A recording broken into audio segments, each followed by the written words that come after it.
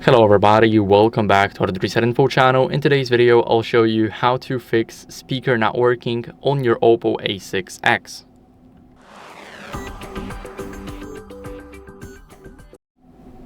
So first, let me quickly unlock the device.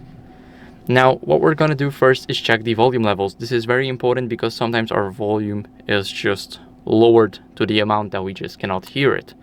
So let's go over to settings, sound and vibration, and here we want to make sure that media volume is at least more than a half, so this is a perfect setting. And if we want to check our call volume, we open up the phone app right here and tap the volume up button on the right side. Next, what we're going to do is we want to make sure to disable our Bluetooth in the settings. So that prevents our audio from being rerouted to any other device.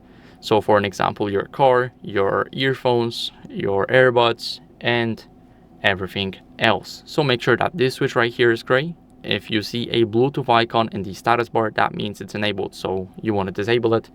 And then restart your phone to refresh any minor glitches. So press the power button, the volume up button at the same time, and keep on holding it until you see this menu pop up. Here we're going to swipe up to restart, and now the device is restarting.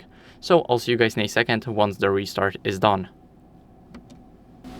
After the restart, enter our password again. And now this time, what we're going to do after the restart is update our software.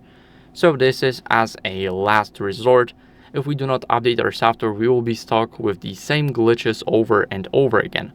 So the software update is mandatory, you need to do it. So open up Settings app, now scroll down and go to System and Update. Here select Software Update right up the top.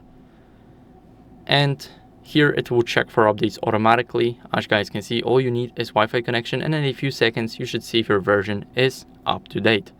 So I got the latest software. If you do not and you have a button to update it, make sure to do that, because this way you will get rid of any old glitches and you will update into the newest version.